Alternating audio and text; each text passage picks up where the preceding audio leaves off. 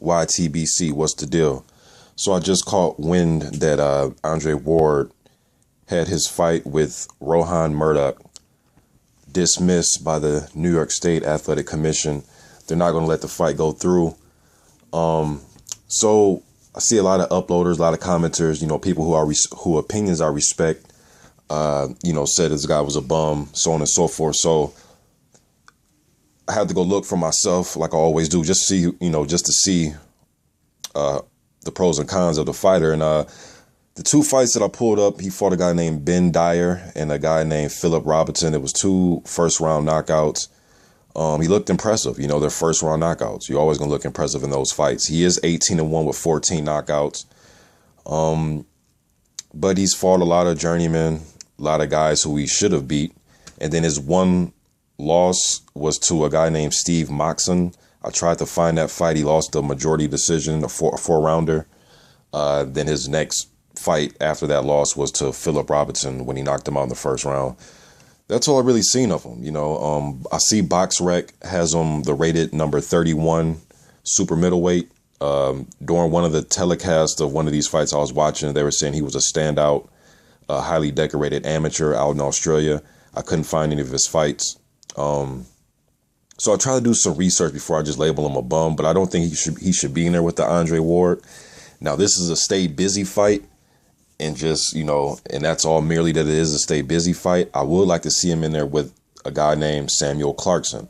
Now, Samuel Clarkson is rated number 26 of the light heavyweights in the world, according to BoxRec. So, I look at this kind of like with them, BoxRec has Clarkson number 26 at light heavyweight, and they have Murdoch number 31 at super middleweight. But the one thing I can say about Clarkson is I've seen him fight 4 times now. He just made quick work of a guy named Laverne Harvell on the Showbox card that just took place last Friday.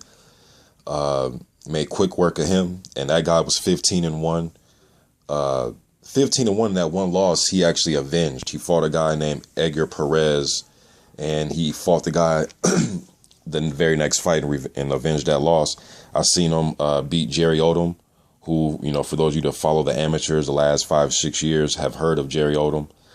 He's a up-and-coming prospect. He beat him. He beat Cedric Agnew. Some of you guys remember Agnew from the Kovalev fight. Agnew's only 2 losses are to Clarkson and Kovalev, and, he's been in there with the Yusuf Max and the Daniel Judas of the world. And he had a fight against Jesse Hart, Samuel Clarkson, which he lost, which was a good fight on Friday Night Fights. They actually hyped that. That was a good hype into that fight. They were getting into arguments at the weigh-in, all in each other's face, talking shit. Clarkson could sell, you know what I'm saying? But if they just want just, and I'm just talking about a stay busy fight. I'm not saying Michael Clarkson deserves a title shot, but I'm just saying just for a stay busy fight, he's action. He's going to bring it. He's going to talk shit. You know what I'm saying? This kid from Texas, little light-skinned dude.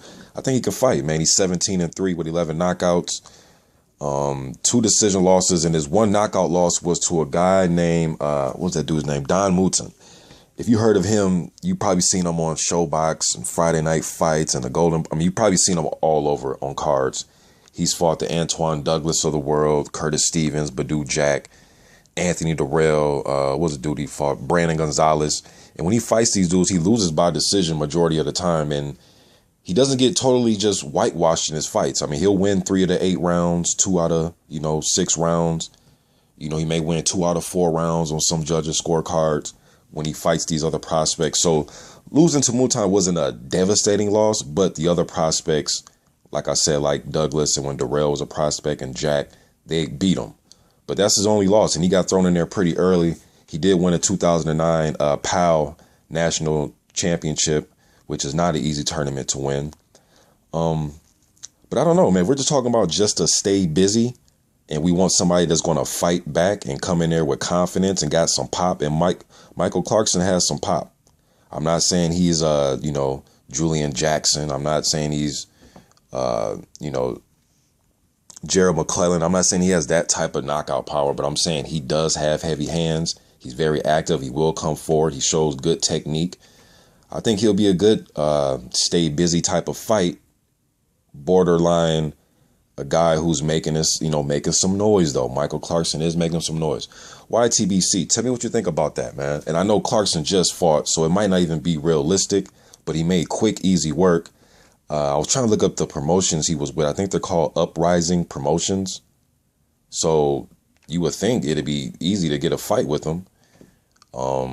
He just was on TV on Showtime. So I don't know, man. We know Canelo's on HBO, but I'm not sure that Clarkson has a contract with Showtime. I don't know, but that'd be an interesting fight. YTBC, tell me what you think about this. Tell me if you even know who the fuck Samuel Clarkson is. Did I call him Michael Clarkson? This is how I'm just getting to know him too, man. I think I probably call him Michael, but it's Samuel Clarkson. Samuel Clarkson. YTBC, I'm out.